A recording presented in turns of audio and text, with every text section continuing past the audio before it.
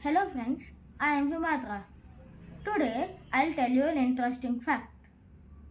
How an aeroplane avoids mid-air collision.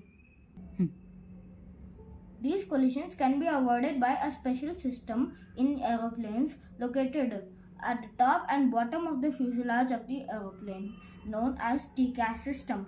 Its full form is Traffic Collision Avoidance System. Do you know, in Turkey, there was a really bad mid-air collision between two airlines.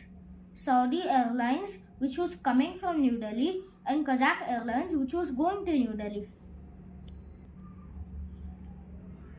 This was a really bad collision and happened because of three reasons. The first reason is that there was no TCAS system.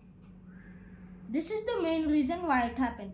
The second reason is because that there was no secondary radar which can tell the height along with the location of the aeroplane. And the third reason is that the Kazakh Airlines pilot, he didn't know the language there.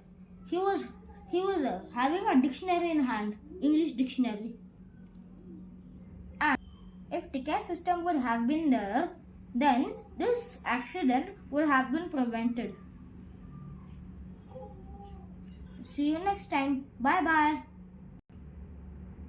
Keep watching my other videos till then.